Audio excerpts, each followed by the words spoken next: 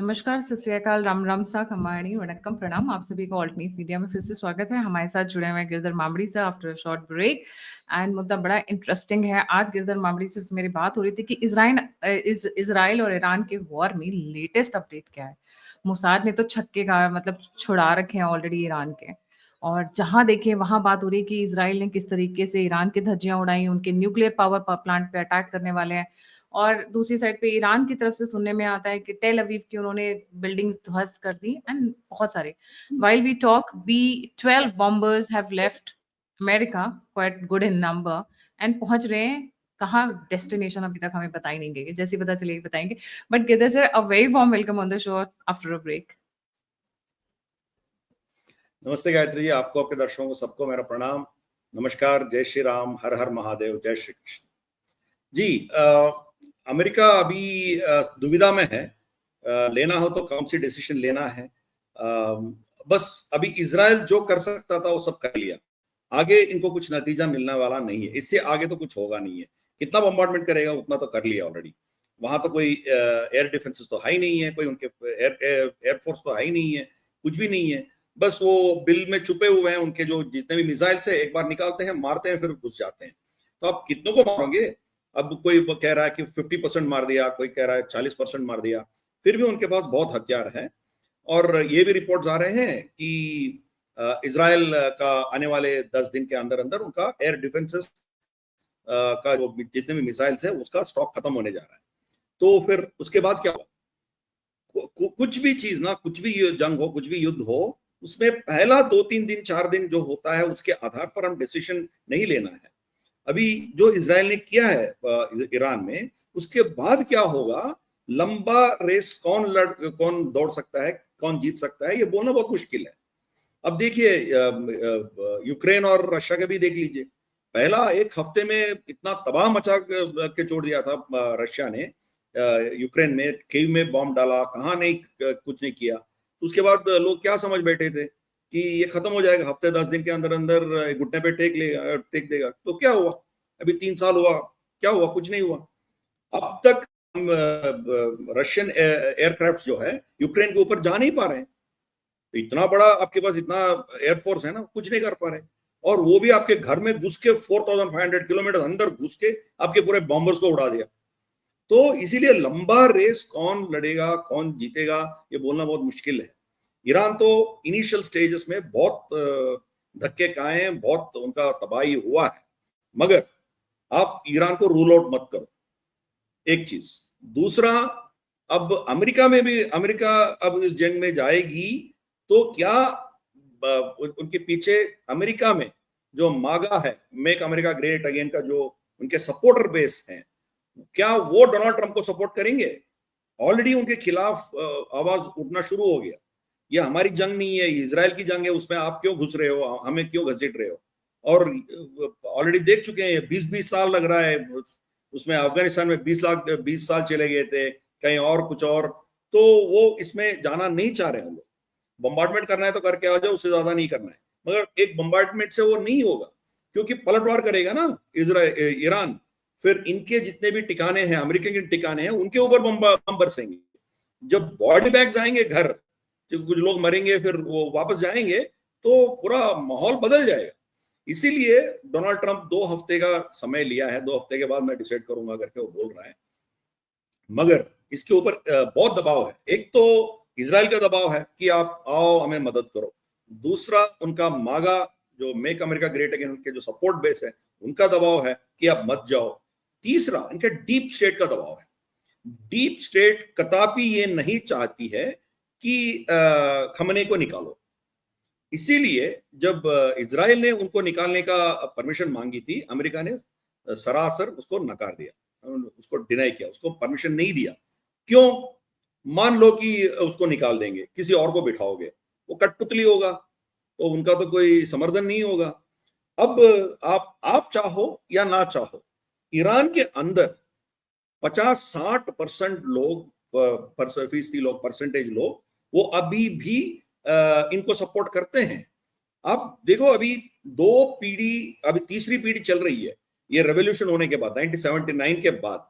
उस कालखंड में जितने भी थे, उनका सोच अलग हो सकता है, ये तो इन्हीं को देखा है। और यहाँ उनका सोच जो है, रेडिकलाइजेशन इतना हो गया उधर, मेजॉरिटी वहां की पॉपुलेशन जो है अभी भी खमेनी को सपोर्ट करते हैं, इस रेजिम को सपोर्ट करते हैं। मान लो कि 40% उनके खिलाफ है, फिर भी 60% इनके समर्थन में है ना, मेजॉरिटी इनके समर्थन में है। तो इसीलिए आप इनको निकाल के किसी और क्या कहते हैं उसको, कठपुतली को बिठाते हो, रेजा पहलवी हो या किसी और को वहां बिठाते हो आप, तो वो आपका कठपुतली होगा, आपका मतलब रोबोट होगा, आपकी उंगली पे नचेगा वो। तो ये चीज जब आएगा तो क्या हो जाएगा फिर, सऊदी, ईरान और इजराइल तीनों इकट्ठा हो जाएंगे। तो फिर बेगानी शादी में अब्दुल्ला दीवाना, आप क्यों कर रहे हो उधर, आपका क्या रोल है उधर। अमेरिका आज 11-13 बेसिस किस लिए रखा है गल्फ में, इसलिए रखा है कि इनको एक शैतान को दिखा रहा है, ईरान देखो देखो वो शैतान है, आपको मारेगा मारेगा, इसीलिए हम बैठे हैं इधर। अब वो शैतान नहीं रहा, वो दोस्त बन गया, तो आप इधर बैठ के क्या करना है।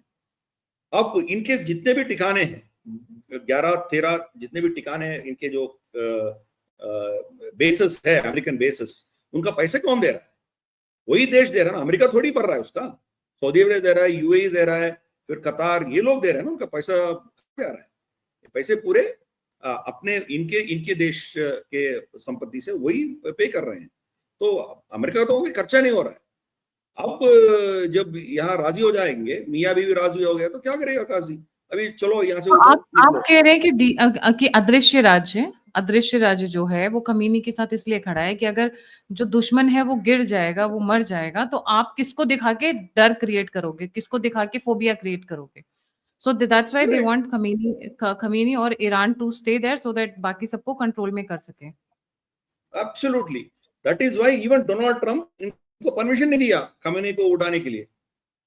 तो ये बंकर बस्टर बॉम्ब जब तक नहीं मिलेगा, इजराइल कुछ नहीं कर पाएगी।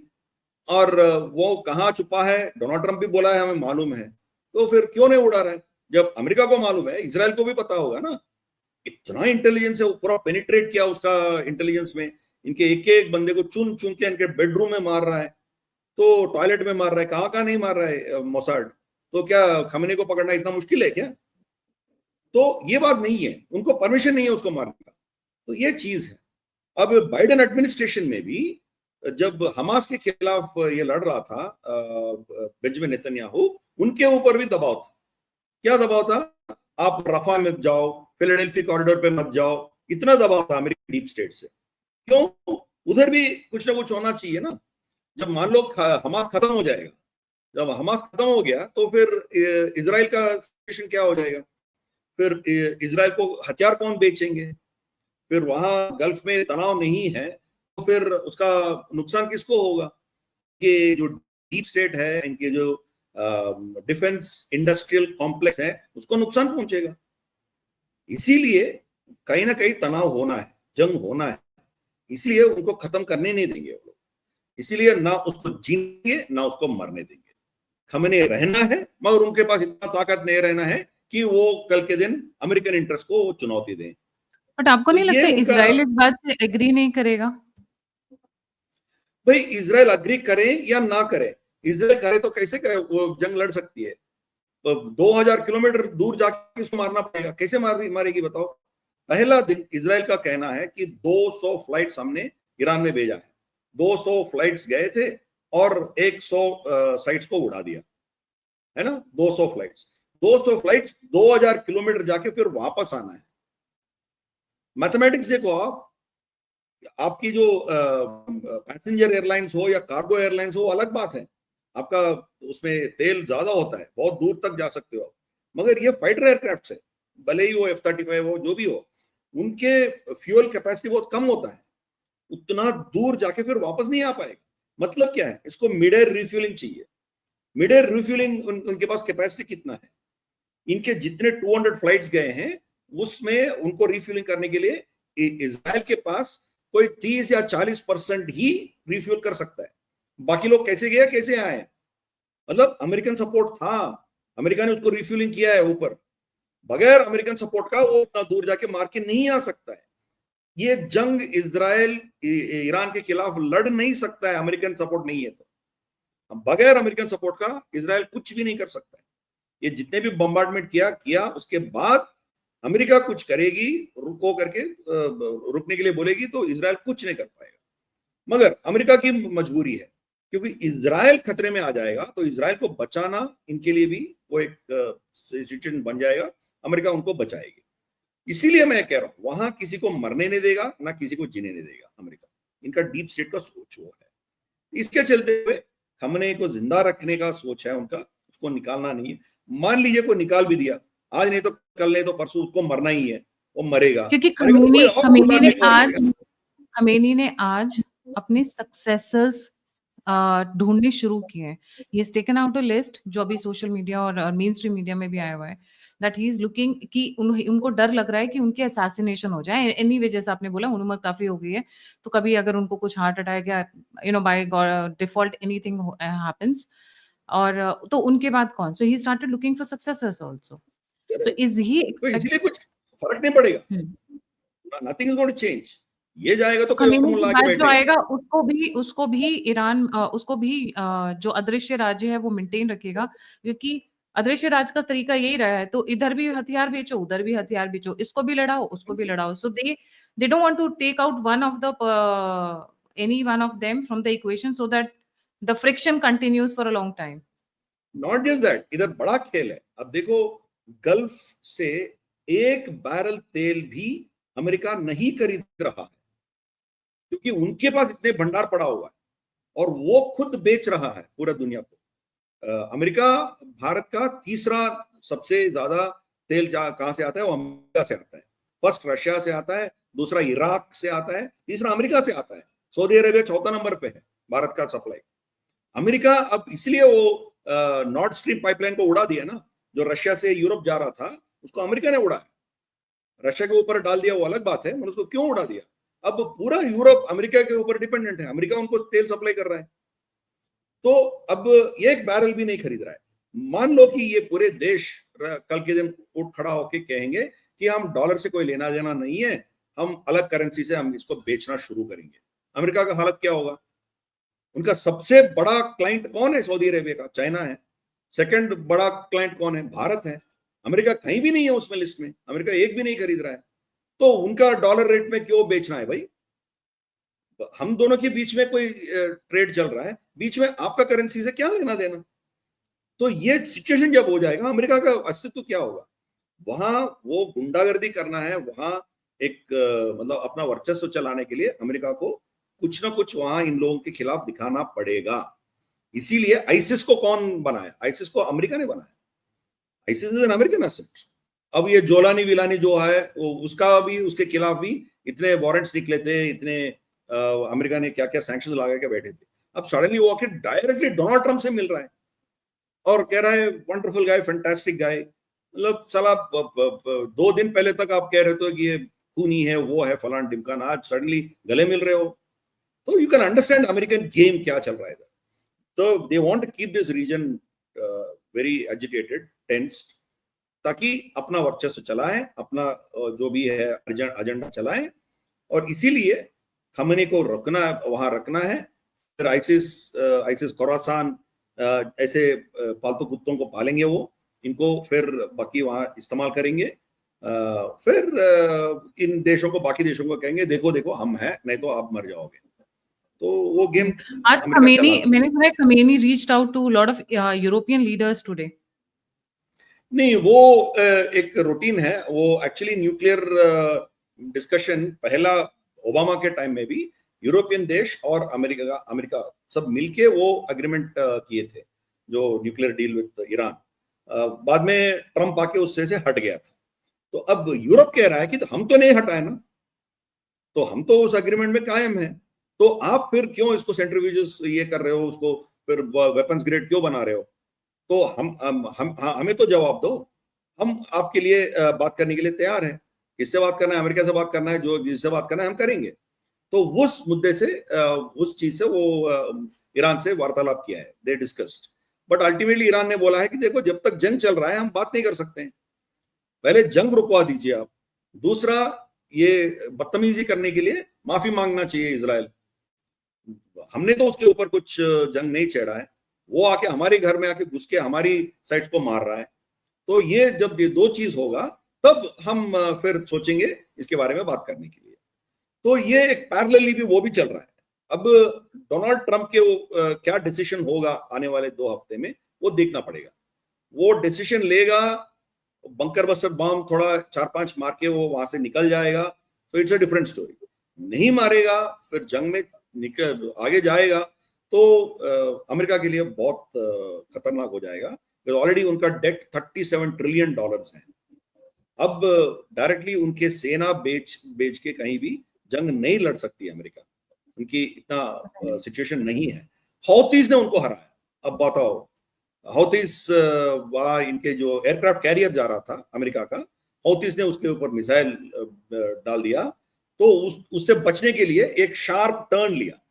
वो क्या कहते हैं उसका, एयरक्राफ्ट कैरियर, इतना शार्प टर्न लिया, उसके डेक में से F-18 जो हॉर्नेट एयरक्राफ्ट है, मोस्ट मॉडर्न एयरक्राफ्ट, वो समुद्र में गिर गया। अब एक सुपर पावर के एयरक्राफ्ट ऐसे ही एक हौती के मिसाइल से डर के मारे वो समुद्र में गिर गया। तो अब बताओ, वो फिर वहां जो ये लोग इनके जो डोनाल्ड ट्रंप का जो एक्सरसाइज था हौतीस के खिलाफ, वो बंद कर दिया, वहां से भाग निकला, फिर उनके शिप्स पूरा आके इधर अरेबियन सी में रख दिया।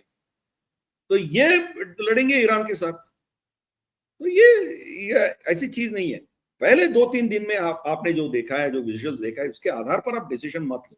ईरान एक सिविलाइजेशन है, वो बहुत बड़ा शक्ति है। उनके सामने जो, मैं ईरान को सपोर्ट नहीं कर रहा हूँ, अगेन वो तो एक कट्टरपंथी सोच रखने वाली रिजीम है। और मासा अमीनी के बाद क्या हुआ, महिलाओं के साथ क्या करता है, वो सब अलग बात है। मैं जियो पॉलिटिक्स मैं बता रहा हूँ, ये मेरी राय नहीं है। जो ग्राउंड लेवल पे है, क्या हो रहा है, क्या हो सकता है, यही मैं कह रहा हूँ। वो लंबा रेस लड़ने की क्षमता है उसके ऊपर, उसके पास। तो वो इजराइल, इनके पास पॉपुलेशन नहीं है, उनके इजराइल का जो इसमें थप्पड़ खाने का शक्ति जो है ज्यादा है, मैं मानता हूं, मगर इतना भी ज्यादा नहीं है कि कल के दिन कोई 1000-2000 मरना शुरू हो जाएगा तो इजराइल में भी सिचुएशन बदल जाएगा। बेंजामिन नेतन्याहू को हटा के किसी और को रखेंगे उधर, बहुत कुछ हो सकता है उधर भी। ये तो अभी लंबा रेस प्ले करेगा ना। अब हिजबुल्लाह तो खत्म नहीं हुआ, हिजबुल्लाह कभी भी उठ सकता है। आप आज तक हमास को खत्म नहीं कर पाए, आपके 50 लोग अभी भी कहीं ना कहीं छुपा के रखा है, वो पता नहीं कहां से वो आके क्या कर सकता है आपको। हौतीज भी आपके ऊपर कुछ कर सकते हैं। तो हौतीज का टेक्नोलॉजी आपके पकड़ में ही नहीं है। क्या हौतीज यार, आपके पास आयरन डोम है, डेविड स्लिंग है, फिर भी उनके मिसाइल्स आपके आके आपके टेल अवीव पे गिर रहा है ना। तो 6-7 घंटा लगता है उधर यमन से इजराइल आने तक। 6-7 घंटे तक आप क्या कर रहे थे? तो उसको उड़ा सकते थे ना, नहीं उड़ा पाए।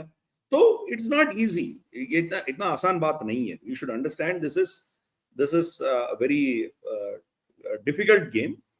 क्विक, जल्दी इनको कुछ रिजल्ट मिल गया तो इजराइल बच गया, लंबा खींचेगा तो तकलीफ होगा। This will go into stalemate. Israel का टेक्नोलॉजी हो सकता है, जो भी है सुपीरियरिटी हो सकता है, मगर ईरान भी कच्चे खिलाड़ी नहीं है, तो वो भी लंबा खेल सकता है। तो धीरे धीरे से लोग उनका समर्थन में आएंगे। चाइना से 2-3 प्लेन लोड्स उनको आया है, शायद हथियार कुछ दिया होगा। मैं सुना चाइनीज सबमरीन भी मेडिटेरेनियन में। नहीं, सबमरीन की ऐसी की तैसी, वो छोड़िए, सबमरीन कुछ नहीं कर पाएगी, वो अलग बात है। उनका तो पिंग पोंग सबमरीन है, उसको छोड़ो, कुछ नहीं कर सकता है। वो इंडियन ओशन में आया था, स्टेल्थ सबमरीन, उसका नाम ही स्टेल्थ सबमरीन रखा है, वो इंडियन ओशन में आया। हमने उसको मैसेज भेजा, वेलकम टू इंडियन ओशन करके। मतलब हम, आप क्या है, हम नंगे हो, हम दिख रहे हो हमें, वी ऑलरेडी सेंट इट। उनका क्या स्टेल्थ है हम जानते हैं। वो भारत के सामने नहीं टिक पाएगा, अमेरिका के सामने क्या टिकेगा, वो छोड़िए। चाइना डायरेक्टली कुछ नहीं कर पाएगी, मगर हथियार देगी, इंटेलिजेंस देगी, सैटेलाइट इमेज देगी, ये सब देगा वो कर रहा है, ठीक है ना। फिर रशिया तो आज बिजी है, और पता नहीं कल के दिन वो क्या कर बैठेगा, इनके लिए कुछ हथियार देगा, पता नहीं। रशिया ईरान का कुछ सिक्योरिटी ट्रीटीज भी हैं व्हिच इज बीइंग टॉक्ड है, अबाउट, मगर अभी वो लड़ने का क्षमता नहीं है उनके पास, जो यूक्रेन में बिजी है वो। But situation can change. तो इसीलिए अब किसी के पक्ष में आप ये मत करो कि हो गया अभी खमेनी के छुट्टी हो गया, ईरान का ऐसे की तैसी। सॉरी, ये तो लंबा चलने वाला है, इट्स नॉट दैट इजी। तो let's wait and watch, because geopolitics is not breaking news जैसा नहीं होता है एकदम सा एक कोई ब्लॉकबस्टर जैसे एक दिन में It's a होने वाला चीज continuous नहीं है। evolving. It's a continuous evolving. So let us watch. Once Donald Trump takes a decision, वो इसके पक्ष में आएगा नहीं आएगा। इसके पक्ष में आएगा तो इजराइल सांस ले सकता है, नहीं आएगा एक दो बम्बार्डमेंट करके वो जाएगा, इसके समर्थन में पूरी तरह से नहीं आएगा, फिर ये लंबा खींचेगा, फिर it will become a stalemate. So let's watch. जी, thank you so much sir for joining. जाने से पहले सभी व्यूअर्स से रिक्वेस्ट है, प्लीज लाइक सब्सक्राइब और शेयर करना नहीं भूलिएगा। रिमेंबर, बहुत लंबा सोच के चलता है ये अदृश्य राज्य। ये आप और हम 5-10 साल की बात करते हैं। पंचवर्षीय योजना भारत में होती है, 20 साल तकरीबन अमेरिका तैयार करके चलता है। चाइना अलग बात है, माओ से टाइम पे 100 साल अपना बहुत सारा एरिया कवर करना चाहते हैं। पर ये जो अदृश्य राज्य है, ये प्रैक्टिकली तकरीबन any time from 50 to 70 years की प्लानिंग कर कर चलते हैं कि ये नहीं तो ये, प्लान बी सी सब रेडी होता है। So they don't want Khamenei to go, they don't want Iran to fall down, and they want to keep the Middle East boiling, so that एक दुश्मन बना रहे, जैसा आप कह रहे हैं दुश्मन बना रहे, तो हथियार भी बिकते रहेंगे और वो बड़े भाई की तरह नजर भी आएंगे इसराइल को। Because the day Iran goes down, remember one thing, Israel will be very, very powerful, and US may not like that to happen as well at the same time. और उसके बाद इजराइल सीधे पाकिस्तान की तरफ आएगा, जैसा कि 10 साल पहले नेतन्याहू ने कहा था कि any Islamic militant country with nuclear bomb is a threat to Israel. उस चीज को लेकर पाकिस्तान में बड़ी घबराहट है। वो ख्वाजा आसिफ जो है ना, आजकल पार्लियामेंट में उनको हार्ट अटैक जैसी, मतलब पसीने छूट रहे हैं और बोल रहे हैं कि सारे मुस्लिम देशों को इकट्ठा होना चाहिए। So something like that is happening. Let's see where the situation evolves. Thank you so much बस सर फॉर इतना ही, ज्वाइनिंग। एक ही चीज है, उसको मिडिल ईस्ट मत बोलिएगा। मिडिल ईस्ट तो it is west of Asia, west of Asia, west Asia बोलिए उसको। मिडिल ईस्ट इसलिए बोल रहा है, that is from a European point of view, उनके लिए ईस्ट हो गया। रियल मिडिल ईस्ट जो है वो भारत है। We are middle of the east of Europe. तो ये सब उनके एंगल से नहीं देखना है हमें, हमारे एंगल से देखना है, उसको वेस्ट एशिया बोलना है बस। Thank you, thank you so much sir. Like subscribe और शेयर करना नहीं भूलिएगा। If you want to contribute, UPI number सब स्क्रीन के ऊपर है। अगर आप फीडबैक देना चाहते हैं, जुड़ना चाहते हैं, सभी लिंक्स डिस्क्रिप्शन बॉक्स में। जय हिंद, जय श्री राम, हर हर महादेव।